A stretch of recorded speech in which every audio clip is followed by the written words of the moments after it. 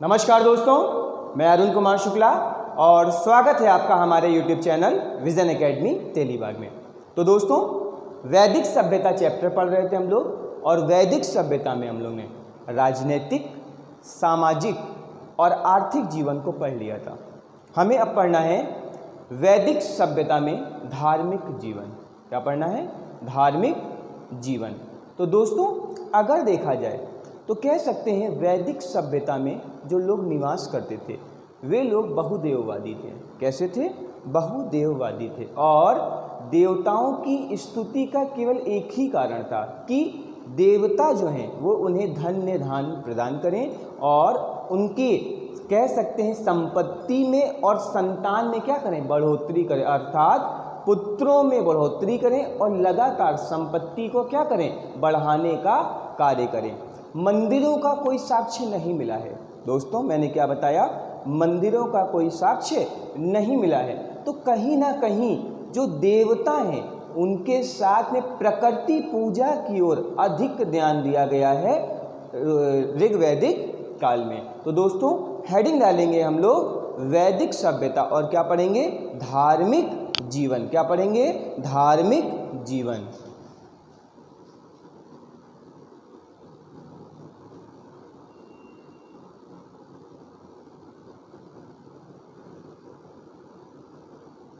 ठीक है दोस्तों, तो पहला अगर देखा जाए तो लोग कैसे थे? बहुदेववादी थे। तो कह सकते हैं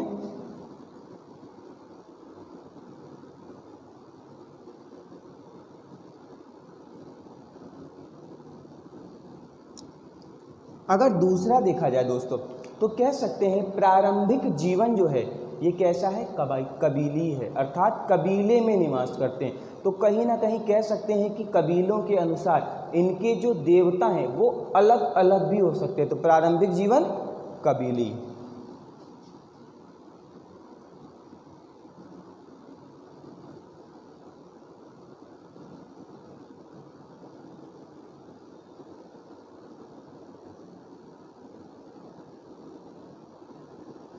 ठीक है दोस्तों, नेक्स्ट पॉइंट अगर देखा जाए तो कह सकते हैं कि देवता जो है ये प्राकृतिक शक्तियों के प्रतीक माने गए हैं। देवता प्राकृतिक शक्तियों के प्रतीक माने गए हैं और इनकी पूजा धन धान्य को बढ़ाने के लिए की जाती थी। क्या बोला मैंने? देवता प्राकृतिक शक्तियों के प्रतीक और पूजा क्यों होती थी? धन्य धान्य को बढ़ाने के लिए।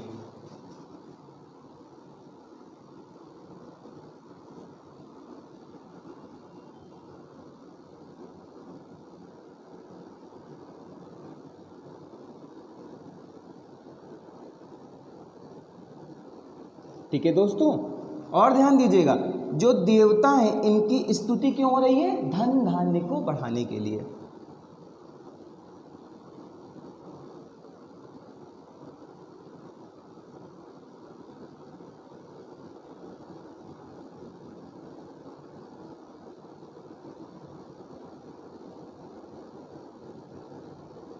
नेक्स्ट दोस्तों, अगर देखा जाए तो कह सकते हैं दोस्तों क्या कि ऋग्वैदिक काल में मंदिरों का साक्ष्य नहीं प्राप्त हुआ है। क्या बोला मैंने?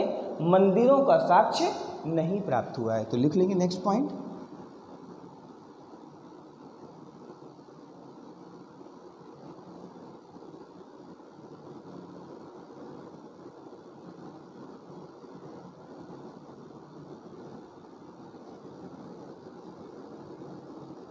ठीक है दोस्तों, इससे तात्पर्य है, कह सकते हैं जो ऋग्वैदिक कालीन आर्य हैं कहीं ना कहीं इनका मानना है कि देवता जो है वो आत्मा और परमात्मा के मध्य में कार्य कर रहा है और ये हमें इस लोक से परलोक ले जाने का कार्य कर रहा है। नेक्स्ट चीज क्या है कि कह सकते हैं यहाँ पर जो प्रकृति है, प्रकृति की पूजा की ओर विशेष ध्यान दिया गया है। क्या किया गया है?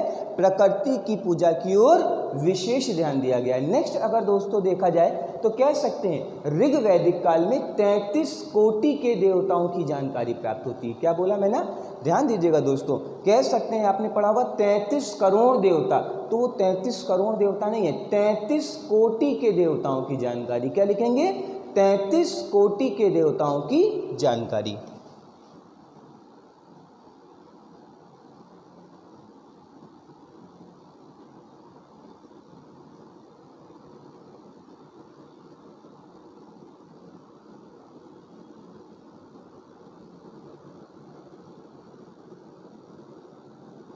ठीक है दोस्तों, नेक्स्ट देखा जाए तो कह सकते हैं ऋग वैदिक काल में जो देवता हैं उनको 3 श्रेणियों में विभाजित किया गया है। क्या दोस्तों, मैंने बोला ऋग वैदिक काल में देवताओं को 3 श्रेणियों में विभाजित किया गया है। नंबर 1 पृथ्वी के देवता, जिसमें मुख्य रूप से कह सकते हैं पृथ्वी आती है, आपकी अग्नि आती है, इसके अलावा कह सकते हैं कि बृहस्पति आते हैं, नदियाँ आती हैं और पर्वत आते हैं। दूसरा कह सकते हैं आपके वायु के देवता, जिसमें आपके मुख्य रूप से देखा जाए तो इंद्र आते हैं, आपके विष्णु आते हैं, आदित्य आते हैं और रुद्र आते हैं। और तीसरे हैं आपके आकाश के देवता, इसमें कह सकते हैं मुख्य रूप से सूर्य आते हैं, वरुण आते हैं, इसके अलावा पूषण आते हैं, उषा आती है और इसके अलावा सविता आती है। नेक्स्ट दोस्तों अगर देखा जाए तो कह सकते हैं जो इंद्र है, इंद्र ऋग वैदिक कालीन प्रमुख देवता है। लेकिन दोस्तों अब लिखेंगे, क्या बताया मैंने आपको, ऋग वैदिक काल में देवताओं को 3 श्रेणियों में विभाजित किया गया। क्या बताया मैंने, ऋग वैदिक काल में देवताओं को 3 श्रेणियों में विभाजित किया। नेक्स्ट हेडिंग लिखेंगे यहाँ पर, क्या है बेटा, कि देवताओं को 3 श्रेणियों में विभाजित किया गया है।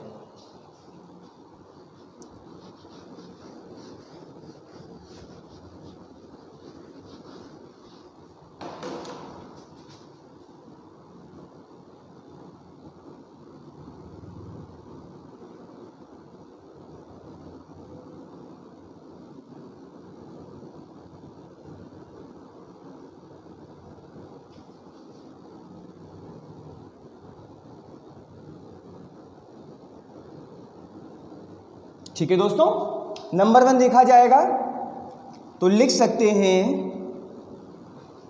पृथ्वी, अर्थात ऐसे देवता जो कहीं ना कहीं पृथ्वी से संबंधित हैं और पृथ्वी पर निवास करते हैं। नंबर 1 पृथ्वी के देवता। नंबर 2 देखा जाए तो वायु के देवता, और नंबर 3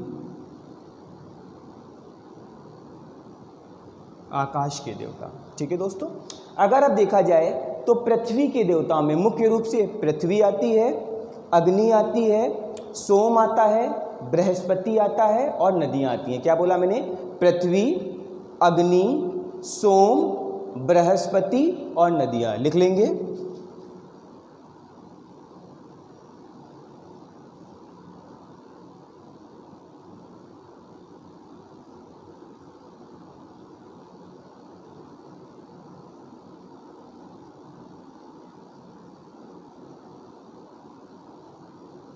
और लास्ट नदियाँ, और इसके बाद दोस्तों लिख लेंगे ETC। इसी प्रकार से और देवता भी हैं। अगर वायु के देवताओं को देखा जाए तो कह सकते हैं इसमें इंद्र, विष्णु, आदित्य और रुद्र आते हैं। लिख लेंगे इंद्र, विष्णु, आदित्य और रुद्र। नेक्स्ट दोस्तों देखा जाए तो नंबर 3 है आपके आकाश के देवता, अर्थात ऐसे देवता जो मुख्य रूप से कहाँ पर रह रहे हैं, आकाश पे रह रहे हैं। अगर इनमें देखा जाएगा तो कह सकते हैं आपका सूर्य है, इसके अलावा वरुण है आपका, इसके अलावा मित्र है आपका, पूषण है, उषा है, अश्विन है व सविता है। क्या बताया दोस्तों मैंने, नंबर 1 सूर्य, नंबर 2 वरुण, नंबर 3 मित्र, number 4 Pushan, number 5 Usha, number 6 Ashwin और नंबर 7 सविता। तो स्टार्टिंग किससे करेंगे, सूर्य, वरुण, मित्र, पूषण। लिख लीजिए सूर्य, वरुण, मित्र, पूषण, इसके अलावा देखेंगे तो अश्विन, उषा, और लास्ट में लिख सकते हैं आपका सविता। ये मुख्य रूप से आपके आकाश के देवता हैं। अब दोस्तों अगर देखा जाए तो कह सकते हैं देवताओं को मैंने 3 श्रेणियों में विभाजित किया, ठीक है। अब इनमें अगर देखा जाए तो इंद्र जो है, इस इंद्र का स्थान सबसे उच्च है और ऋग्वैदिक काल में, ऋग्वेद में इंद्र का उल्लेख 250 बार किया गया है। कितनी बार किया गया है? 250 बार किया गया है। और इंद्र को कहा गया है पुरंदर। क्या कहा गया है दोस्तों? पुरंदर कहा गया है, जिसका अर्थ होता है किला भेदने वाला। इसके अलावा जो इंद्र है आपका, वो कुशल योद्धा है और कह सकते महान विजेता है, तथा कह सकते हैं इंद्र को सोम अत्यधिक प्रिय है। क्या प्रिय? सोम रस प्रिय है। और यही सोम रस है जिसका वर्णन ऋग्वेद के 9वें मंडल में किया गया है। तो दोस्तों नंबर 1 डालेंगे क्या आप? इंद्र। क्या लिखेंगे? इंद्र। हेडिंग डाल लीजिए इंद्र।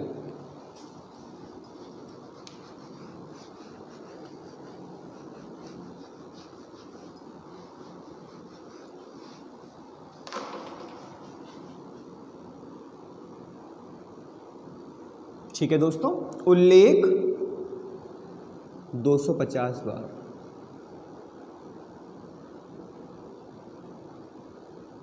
ठीक है दोस्तों, नेक्स्ट अगर देखा जाए तो लिख सकते हैं ये क्या है आपका?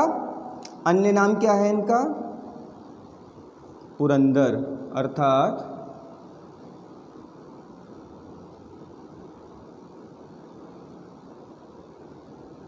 ठीक है दोस्तों।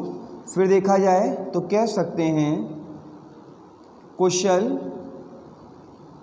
योद्धा, कौमा महान विजेता व वर्षा का नियंत्रक। ये कौन है दोस्तों? आपका इंद्र है। नेक्स्ट अगर दोस्तों देखा जाए तो लिख सकते हैं यहां पर सोम रस अत्यधिक प्रिय। ठीक है दोस्तों, तो कह सकते हैं इंद्र जो देवता है इसे सोम रस अत्यधिक प्रिय है। नेक्स्ट अगर दोस्तों देखा जाए तो दूसरा देवता जो है वो अग्नि है। कौन है दोस्तों? अग्नि है।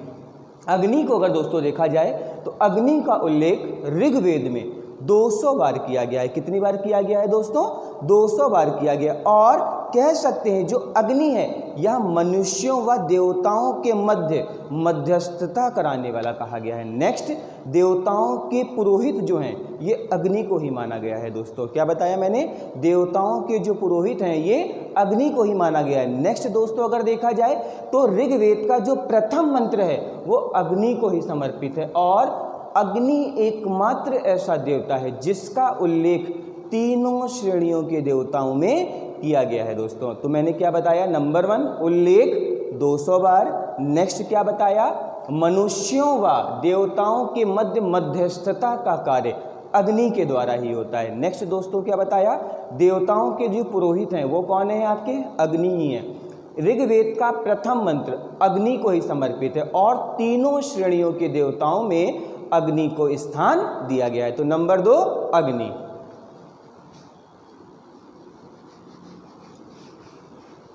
नंबर 2 अग्नि। ठीक है दोस्तों, उल्लेख 200 बार। नेक्स्ट दोस्तों अगर देखा जाए तो कह सकते हैं मनुष्यों व देवताओं के मध्य मध्यस्थता का कार्य। इनका कार्य क्या है? मनुष्यों व देवताओं के मध्य मध्यस्थता। ठीक है दोस्तों, नेक्स्ट मैंने क्या बताया? देवताओं के जो पुरोहित हैं वो कौन है आपके? अग्नि। देवताओं का पुरोहित किसको माना गया है दोस्तों? अग्नि को माना गया है दोस्तों। नेक्स्ट अगर देखें तो कह सकते हैं प्रथम मंत्र अग्नि को समर्पित है। क्या बोला मैंने? प्रथम मंत्र अग्नि को समर्पित।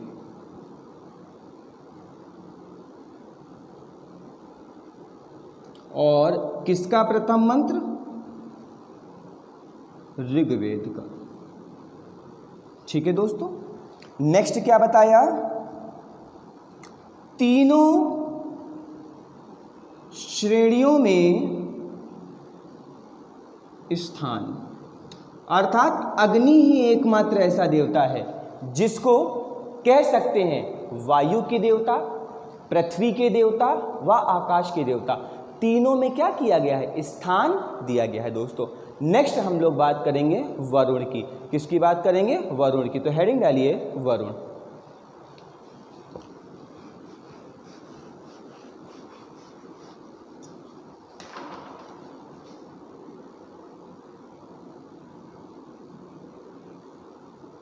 ठीक है दोस्तों, अब देखा जाए तो कह सकते हैं वरुण का उल्लेख ऋग्वेद में 30 बार किया गया है। कितनी बार किया गया है? 30 बार किया गया है। इसके अलावा अगर देखा जाए तो जल का जो कह सकते हैं कंट्रोल है वो किसके हाथों में है? वरुण के ही हाथों में। क्या कहा गया है इसे? जल अथवा ऋतुपालक देवता कहा गया। क्या कहा गया है? जल अथवा ऋतुपालक देवता कहा गया। नेक्स्ट, इसे प्राकृतिक संतुलन का संरक्षक कहा गया है। क्या कहा गया है? प्राकृतिक संतुलन का संरक्षक कहा गया है। तो दोस्तों मैंने क्या बताया? जल का अथवा ऋतुपालक देवता, नंबर 1 जल का अथवा ऋतुपालक देवता, नंबर 2 प्राकृतिक संतुलन का संरक्षक, और नंबर 3 कह सकते हैं जो सागर महासागर नदियां हैं इनका देवता भी किसको माना गया है? वरुण को। लिख लीजिए।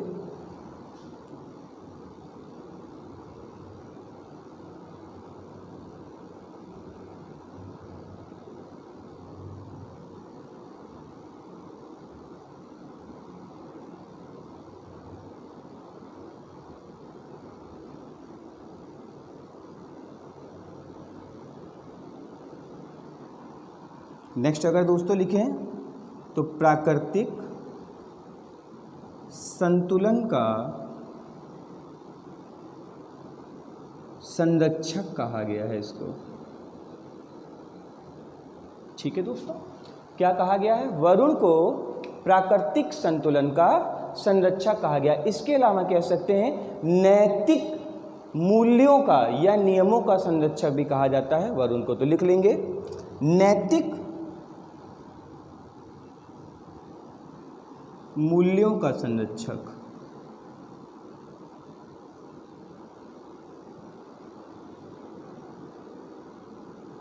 ठीक है दोस्तों, तो यहां पर मुख्य रूप से अगर देखा जाए तो हमने 3 देवताओं को पढ़ लिया। नंबर 1 इंद्र, नंबर 2 अग्नि और नंबर 3 आपका वरुण। अब नंबर 4 जो है आपका सोम है। नंबर 4 कौन है आपका? सोम। इस सोम का उल्लेख 144 बार किया गया है। कितनी बार किया गया है? 144 बार किया गया है। और कह सकते हैं ऋग्वेद का 9वां मंडल जो है ये किसको समर्पित है? सोम को समर्पित है। और सोम को औषधि व वनस्पति का स्वामी कहा गया है। क्या कहा गया है? औषधि व वनस्पति का स्वामी कहा गया है। तो नेक्स्ट हेडिंग डालेंगे सोम।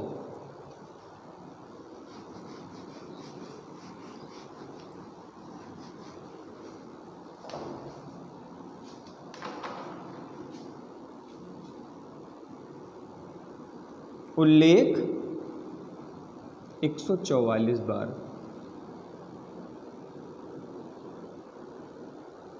ठीक है दोस्तों, नेक्स्ट लिखेंगे इसी में 9वां मंडल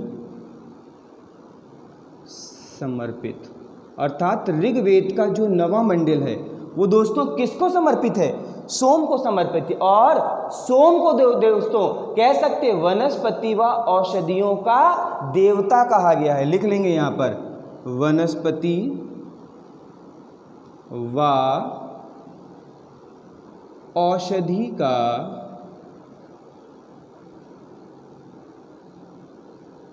स्वामी। तो दोस्तों कह सकते हैं ऋग्वेद के ये प्रमुख 4 देवता थे। ऋग्वेद के ये प्रमुख 4 देवता थे। नंबर 1 इंद्र, नंबर 2 अग्नि, नंबर 3 वरुण और नंबर 4 सोम। इसके अलावा कुछ छोटे छोटे देवताओं का भी जानकारी प्राप्त होती है। तो लिख लेंगे दोस्तों, अन्य देवताओं में तो लिख लेंगे नंबर 1 पूषण। नंबर के क्या लिखेंगे? पूषण। पूषण को पशुओं का देवता कहा गया है दोस्तों। क्या बोला मैंने? पूषण को पशुओं का देवता कहा गया है दोस्तों। इसके अलावा कह सकते हैं कि कुछ ऐसी देवियों का भी वर्णन प्राप्त होता है और कुछ अन्य देवताओं का भी वर्णन प्राप्त होता है। तो लिखेंगे अब अन्य देवता, तो नंबर 1 लिखेंगे उसमें पूषण। क्या लिखेंगे दोस्तों? अन्य देवता।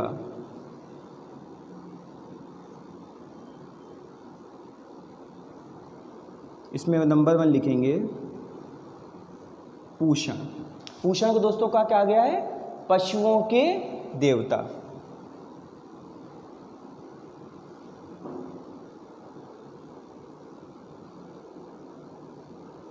ठीक है दोस्तों। नंबर 2 देखा जाए तो कह सकते हैं अदिति। इन्हें कहा जाता है देव माता। क्या कहा जाता है? देव माता या सूर्य की माता। नेक्स्ट देखेंगे तो अश्विन, और ये हैं आपके चिकित्सा के देवता। ठीक है दोस्तों। तो यहाँ पर कह सकते हैं कि ऋग्वैदिक कालीन लोगों का जो धार्मिक जीवन था ये पूरी तरीके से क्या हो जाता है दोस्तों? समाप्त हो जाता है। अब ऋग्वैदिक काल में हम 2 चीज़ों को और पढ़ेंगे। कुछ फैक्ट्स हैं जहाँ से क्वेश्चन आता है, जैसे पूछ लेता है सत्यमेव जयते कहाँ से लिया गया है, या ऋग्वैदिक काल में उपाध्याय से क्या तात्पर्य है, गार्गी याज्ञवल्क संवाद कहाँ से लिया गया है, यम नचिकेता का संवाद कहाँ से लिया गया है, पुनर्जन्म की व्याख्या सर्वप्रथम कहाँ से प्राप्त होती है, चारों आश्रमों की जानकारी कहाँ से प्राप्त होती है, पुरुष मेघ का वर्णन कहाँ पे किया गया है। तो ये कुछ ऐसे फैक्ट्स हैं जिनसे क्वेश्चन पूछ लेता है, और ये ऋग्वेद में या अन्य उपनिषदों से लिए गए हैं जिनसे क्वेश्चन आता है। और दूसरा दोस्तों, आपने देखा होगा कभी कभी क्या करता है कि नदियों के नाम पूछ लेता है। कहता है कि प्राचीन कालीन इस नदी को वर्तमान में किस नाम से जाना जाता है, या वर्तमान समय की नदी काबुल को प्राचीन काल में या ऋग्वैदिक काल में किस नाम से जाना जाता था। तो दोस्तों ये प्रमुख 2 टॉपिक बचे हुए हैं जिन्हें हमें पढ़ना है, लेकिन उसके पहले हेडिंग डालेंगे हम लोग क्या? Important facts. डाल दीजिए महत्वपूर्ण तथ्य। हेडिंग डालिए महत्वपूर्ण तथ्य।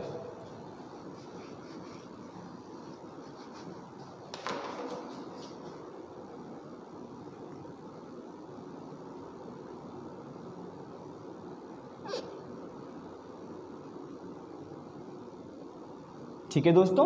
तो इसमें नंबर 1 अगर देखें तो पुनर्जन्म का उल्लेख। क्या बोला मैंने? पुनर्जन्म का उल्लेख।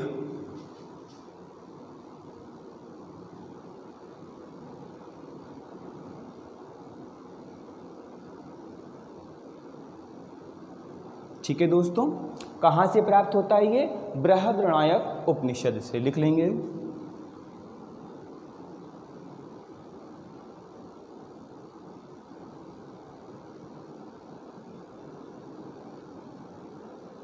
ठीक है दोस्तों। नंबर 2 देखा जाए तो यम नचिकेता संवाद कहाँ से लिया गया है? कंठोपनिषद।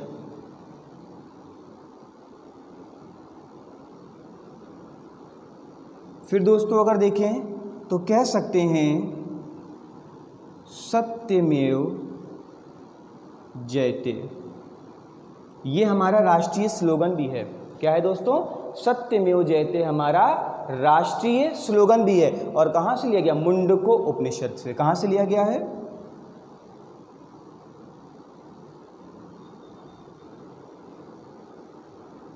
ठीक है दोस्तों। नेक्स्ट देखा जाए दोस्तों तो एक क्वेश्चन कई बार आता है कि गार्गी याज्ञवल्क संवाद कहाँ से लिया गया है। गार्गी याज्ञवल्क संवाद तो ये भी लिया गया है आपका बृहद्रणायक उपनिषद से। लिख लेंगे।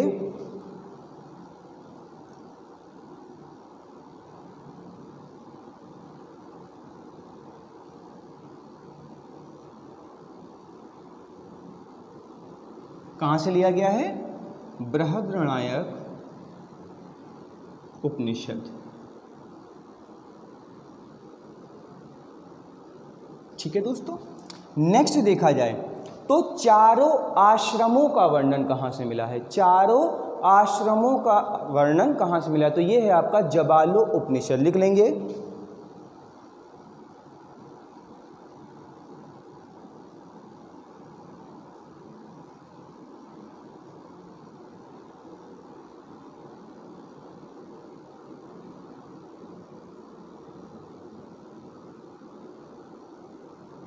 दोस्तों फिर लिखेंगे पुरुष मेध, और पुरुष मेध की जानकारी प्राप्त होती है सतपथ ब्राह्मण से। कहाँ से प्राप्त होती है? सतपथ ब्राह्मण से।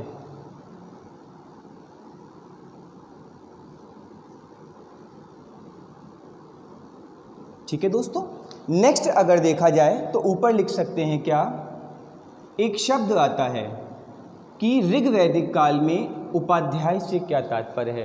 तो वेद वेदांग को पढ़ाने वाला क्या कहलाता है? उपाध्याय, लिख लेंगे। वेद वेदांग पढ़ाने वाला क्या कहलाता है दोस्तों? आपका उपाध्याय कहलाता है। इसके अलावा अगर देखा जाए तो गायत्री मंत्र, क्या दोस्तों? गायत्री मंत्र। और कहाँ से लिया गया है ये? तीसरे मंडल, और तीसरे मंडल के रचनाकार हैं आपके विश्वामित्र दोस्तों। तो ये कुछ प्रमुख फैक्ट थे जिनसे क्वेश्चन दोस्तों कई बार पूछ लेता है। यहाँ पर एक चीज़ आई दोस्तों कि चारों आश्रमों, तो कह सकते हैं यहाँ पर जो मानव जीवन है इसको चार आश्रमों के रूप में क्या किया गया है? वर्णित किया गया है। और किस में वर्णित किया गया है? जबालो उपनिषद में। अगर इन चारों आश्रमों को देखा जाए दोस्तों तो ये चारों आश्रम इस प्रकार से हैं। नंबर 1 है आपका ब्रह्मचर्य। क्या है आपका? ठीक है दोस्तों। नंबर 2 है आपका गृहस्थ। नंबर 3 है आपका वानप्रस्थ, और नंबर 4 है आपका सन्यासी। तो कह सकते हैं दोस्तों चारों आश्रम जो हैं इसमें नंबर 1 है आपका ब्रह्मचर्य, नंबर 2 जो है गृहस्थ, नंबर 3 है आपका वानप्रस्थ, और नंबर 4 है आपका सन्यासी दोस्तों। अब देखा जाए तो मैंने कहा अब हम क्या पढ़ेंगे दोस्तों? पढ़ेंगे प्राचीन कालीन कुछ नदियों के, या कुछ नदियों के प्राचीन नाम और वर्तमान नाम दोस्तों। हेडिंग डालिए नदियों के ऋग्वैदिक कालीन नाम व वर्तमान नाम दोस्तों। नेक्स्ट हेडिंग,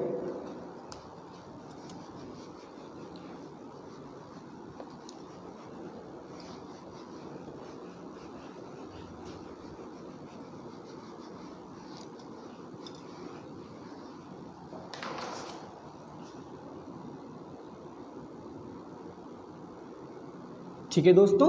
तो यहाँ पे देखेंगे वर्तमान नाम, और यहाँ पे देखेंगे तो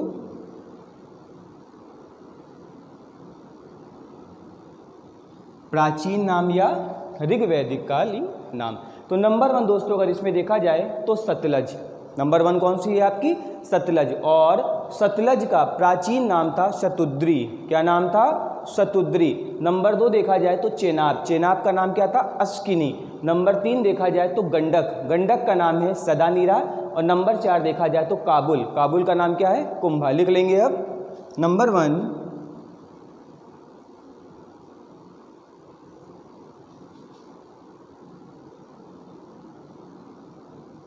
सतलज, नंबर 2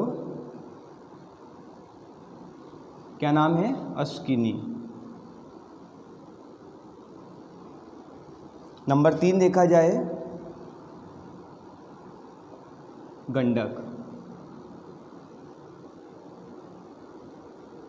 नंबर 4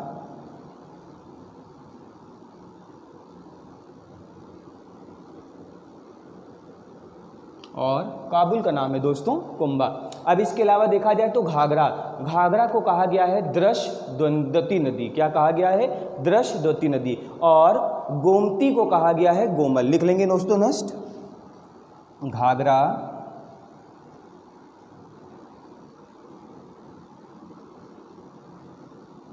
फिर दोस्तों अगर देखें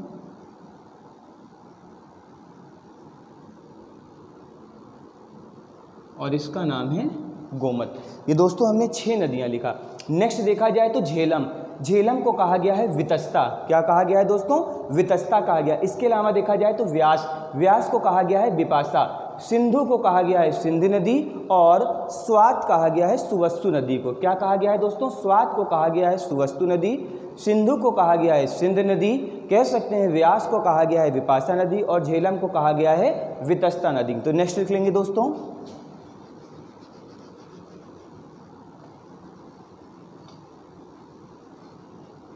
व्यास, वितस्ता। नेक्स्ट अगर देखें तो लिख सकते हैं रावी, और इसका नाम मैंने आपको बताया था परुष्णड़ी नदी। ठीक है दोस्तों। नेक्स्ट अगर देखा जाए तो लिख लेंगे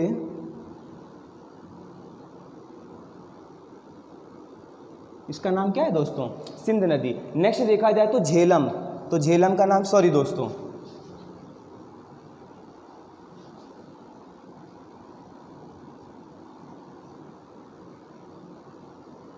यहाँ पे दोस्तों एक गड़बड़ी हो गई तो इसको देख लीजिएगा। झेलम का नाम है आपका वितस्ता और व्यास का नाम है विपाशा नदी।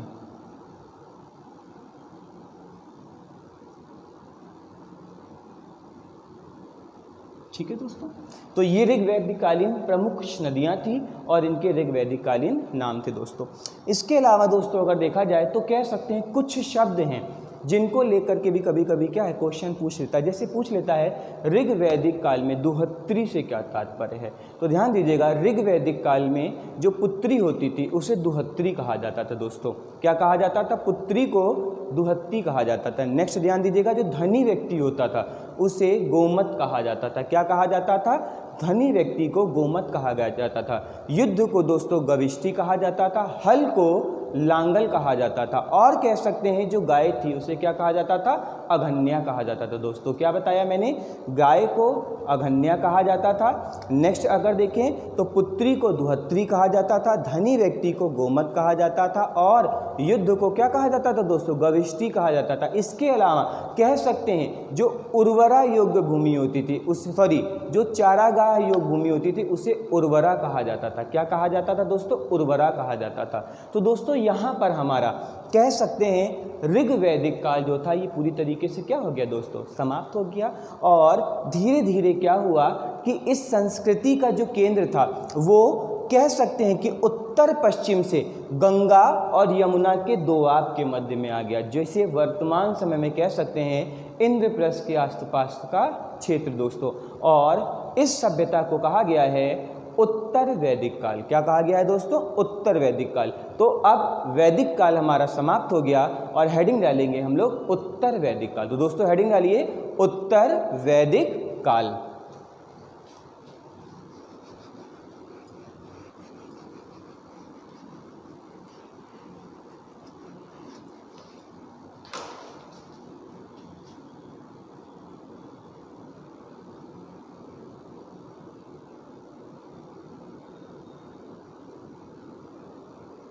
टाइम पीरियड अगर दोस्तों देखा जाए तो 1000 BC से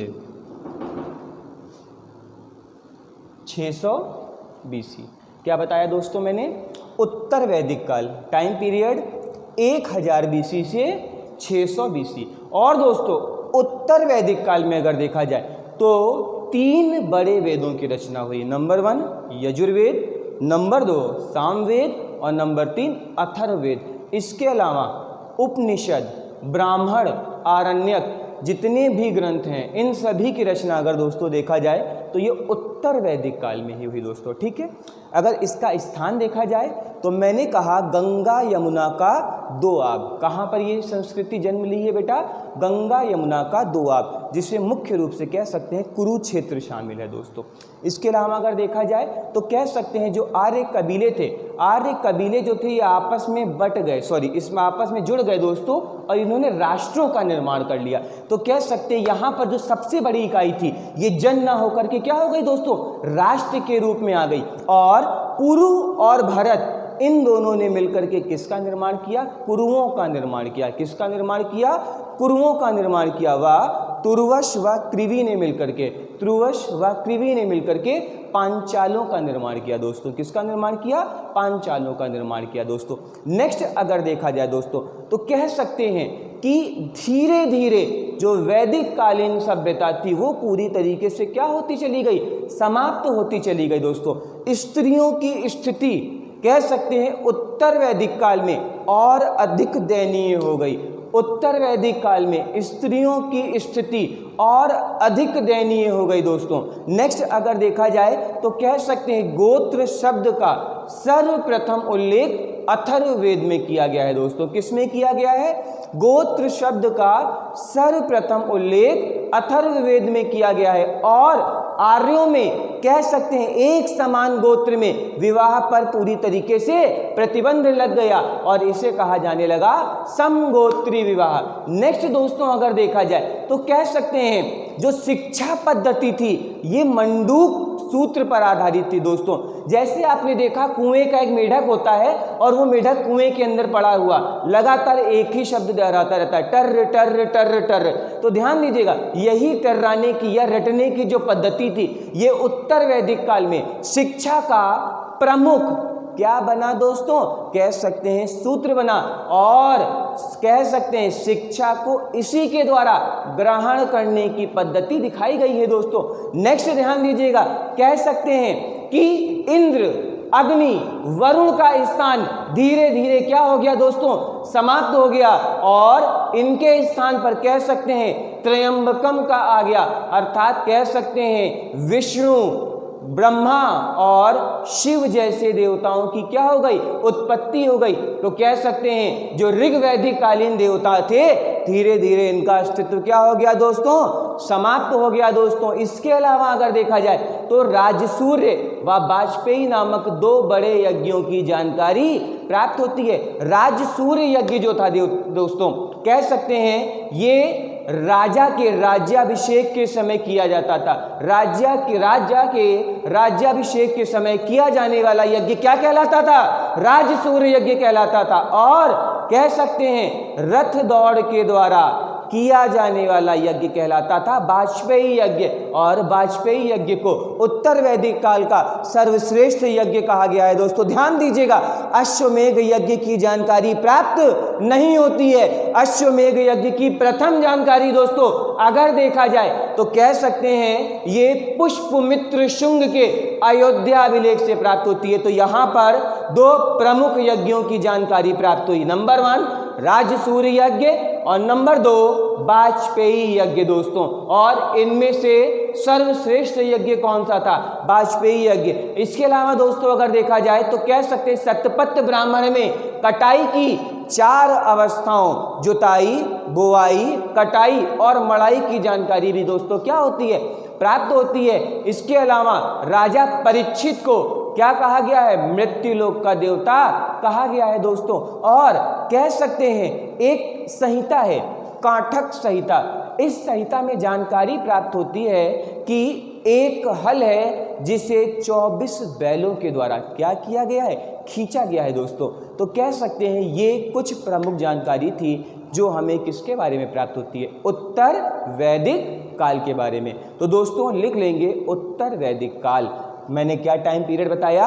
1000 BC से 600 BC। अगर स्रोत देखा जाए यहाँ पर दोस्तों तो स्रोत कह सकते हैं हम लोग क्या हैं आपके? यजुर्वेद,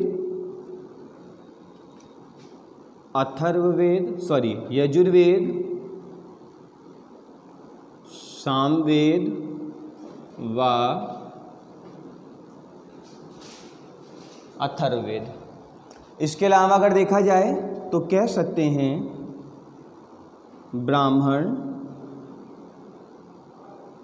आरण्यक व उपनिषद। ठीक है दोस्तों, अब मैंने आपसे बोला कि ऋग्वैदिक काल में कह सकते हैं जो आर्य थे इनका निवास कहाँ पे था? सप्त सिंधु अर्थात 7 नदियों के प्रदेशों में था, जबकि उत्तर वैदिक काल में ये कहाँ पर आ गए? कह सकते हैं कुरुक्षेत्र अर्थात गंगा यमुना के दोआब के पास में। तो लिख सकते हैं स्थल क्या है आपका? गंगा यमुना दोआब। दोआब होता है 2 नदियों के मध्य का स्थल, और इसे कहा गया है आपका कुरुक्षेत्र। क्या कहा गया दोस्तों? कुरुक्षेत्र। नेक्स्ट मैंने बताया दोस्तों कि अब जन जो थी ये बड़ी इकाई नहीं रही, कई जनों ने मिलकर किसका निर्माण किया? राष्ट्र का दोस्तों। तो लिखते चलेंगे नेक्स्ट पॉइंट, कई जनों ने मिलकर राष्ट्र का निर्माण किया। नेक्स्ट लिखेंगे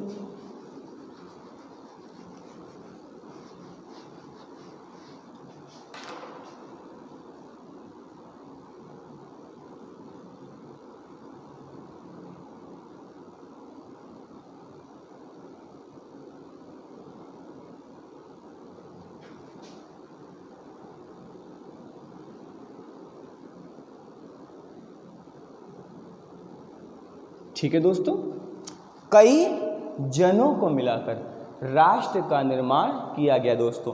नेक्स्ट अगर देखें तो कह सकते हैं परीक्षित को क्या कहा गया है? मृत्यु लोक का देवता।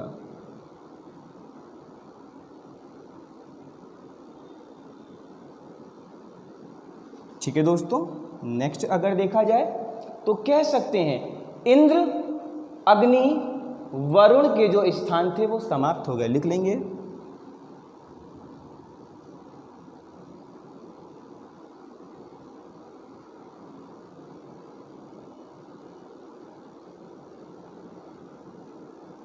अब किसके पास में आ गया? शिव, विष्णु व प्रजापति के पास में दोस्तों। तो ध्यान दीजिएगा, कह सकते हैं ऋग्वैदिक काल में जिस प्रकार से इंद्र, अग्नि व वरुण प्रमुख देवता थे, उसी प्रकार कह सकते हैं उत्तर वैदिक काल में प्रमुख देवता कौन थे? शिव, विष्णु व प्रजापति। नेक्स्ट दोस्तों अगर देखा जाए तो लिख सकते हैं क्या? राजसूर्य व वाजपेयी यज्ञ की जानकारी प्राप्त होती है। लिख लेंगे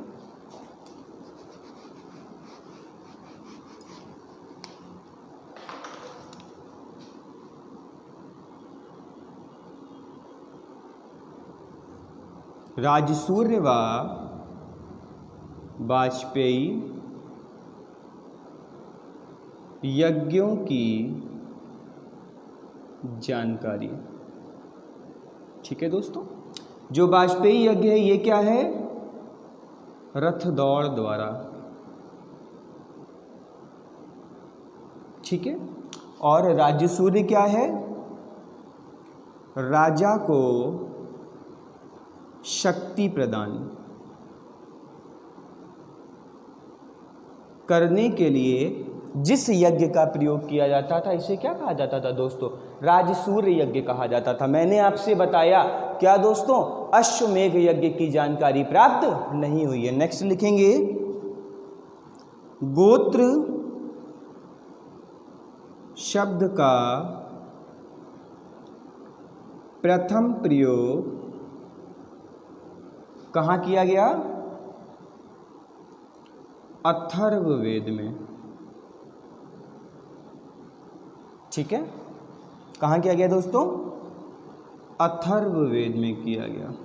नेक्स्ट दोस्तों अगर देखा जाए तो कह सकते हैं, मैंने क्या बताया आपको कि जो आर्य थे, आर्यों ने आपस के जो भी गोत्र थे इनमें विवाह करना पूरी तरीके से क्या कर दिया? प्रतिबंधित कर दिया, और इसे समगोत्री विवाह कहा दोस्तों। क्या कहा? समगोत्री विवाह कहा। नेक्स्ट अगर देखा जाए दोस्तों तो कह सकते हैं काठक संहिता से 24 बैलों द्वारा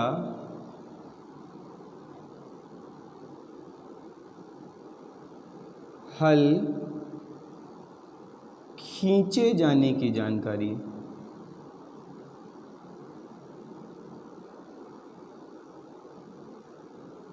ठीक है दोस्तों। नेक्स्ट अगर देखा जाए तो मैंने कहा आश्रम पद्धति है यहाँ पर भी, और आश्रम पद्धति को देखा जाए दोस्तों तो कह सकते हैं शिक्षा ग्रहण करने के लिए आश्रम पद्धति और मंडूक सूत्र का प्रयोग। नेक्स्ट लिखेंगे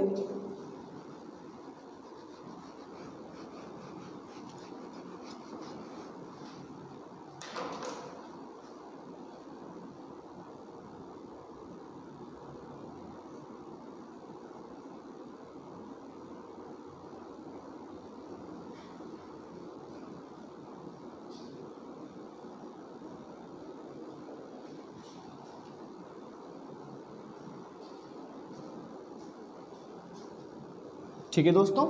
मंडूक सूत्र क्या है, मैंने बताया किसी चीज को एक ही बात को लगातार दोहराते रहना, और दोहराने से वो बात क्या हो जाएगी, आपके कंठस्थ हो जाएगी, और कंठस्थ हो गई तो कह सकते हैं आपको उस चीज़ को याद करने में कोई परेशानी नहीं होगी दोस्तों। तो कह सकते हैं शिक्षा के लिए आश्रम पद्धति, अर्थात कह सकते हैं जो बच्चा है, जो विद्यार्थी है, उसे अपने गृह को त्याग करके, अपने घर को त्याग करके आश्रम में जाना पड़ता था, और वहाँ पर मंडूक सूत्र के द्वारा वो क्या करता था, शिक्षा को ग्रहण करता था। नेक्स्ट दोस्तों मैंने आपको बताया पुरु और भरत कवि ने मिलकर के, पुरु व भरत कवि ने मिलकर के किसका निर्माण किया, इन्होंने किसका निर्माण किया, कुरुओं का निर्माण किया। किसका निर्माण किया, कुरुओं का निर्माण किया। व त्रुवश व कृवि ने किसका निर्माण किया, पांचाल का। क्या बताया दोस्तों, पुरु और भारत ने मिलकर के किसका निर्माण किया, कुरु का निर्माण किया, और त्रुवश व कृवि ने मिलकर के किसका निर्माण किया, पांचाल का। तो लिख लेंगे पुरु प्लस भारत, इन दोनों ने मिलकर के किसका निर्माण किया, कुरु का निर्माण किया। किसका निर्माण किया, कुरु का निर्माण किया। नेक्स्ट अगर देखा जाए तो त्रुवश प्लस कृवि ने आपस में कह सकते हैं संबंध स्थापित करके किसका निर्माण किया दोस्तों, पांचाल का निर्माण किया। किसका निर्माण किया, पांचाल का निर्माण। इसके अलावा दोस्तों अगर देखा जाए तो उत्तर वैदिक काल में किसकी जानकारी प्राप्त होती है, मगध की जानकारी प्राप्त होती है। किसकी जानकारी प्राप्त होती है, मगध की जानकारी प्राप्त होती है दोस्तों। नेक्स्ट अगर देखा जाए तो कह सकते हैं स्त्रियों की स्थिति उत्तर वैदिक काल में धीरे धीरे कह सकते हैं और भी खराब हो गई, और यहाँ पर उपनयन का जो अधिकार था ये स्त्रियों से ले लिया गया, और उत्तर वैदिक काल में केवल वैश्य ही थे जो क्या करते थे, आपका कर चुकाने का कार्य करते थे दोस्तों। तो नेक्स्ट पॉइंट लिखेंगे क्या, जो वैश्य थे केवल कर वही चुकाते थे। लिख लीजिएगा कर चुकाने का अधिकार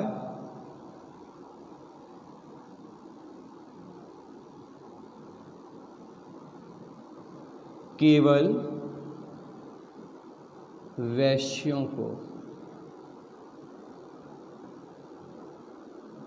ठीक है दोस्तों। नेक्स्ट मैंने आपसे क्या बताया दोस्तों, कह सकते हैं आपका सतपथ ब्राह्मण में कृषि की 4 अवस्थाओं, कृषि की 4 अवस्थाओं कौन कौन सी हैं, जोताई, बुआई, कटाई और मड़ाई की जानकारी प्राप्त होती है। लिख लीजिएगा सतपथ ब्राह्मण में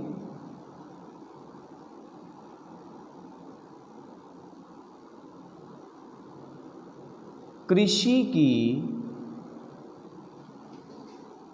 4 अवस्थाओं,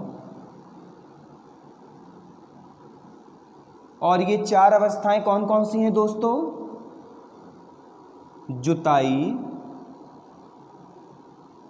बुआई, कटाई व मड़ाई। इन चारों की जानकारी प्राप्त होती है सतपथ ब्राह्मण में। तो दोस्तों अब देखा जाए तो कह सकते हैं उत्तर वैदिक काल का भी धीरे धीरे से क्या हो गया दोस्तों, अंत हो गया। क्या हो गया दोस्तों? धीरे धीरे से इस सभ्यता का भी अंत हो गया दोस्तों। अब देखा जाए दोस्तों तो कह सकते हैं यहाँ पर कि अब हम लोग नया चैप्टर पढ़ेंगे दोस्तों। क्या पढ़ेंगे हम लोग? नया चैप्टर पढ़ेंगे जिसका नाम है बौद्ध धर्म। तो दोस्तों नया चैप्टर अब हम लोग कल पढ़ेंगे दोस्तों, बौद्ध धर्म। तो आपको अगर आज का वीडियो अच्छा लगा हो तो कृपया वीडियो को लाइक करें, चैनल को सब्सक्राइब करें व दोस्तों के मध्य अधिक से अधिक शेयर करने का कार्य करें। धन्यवाद।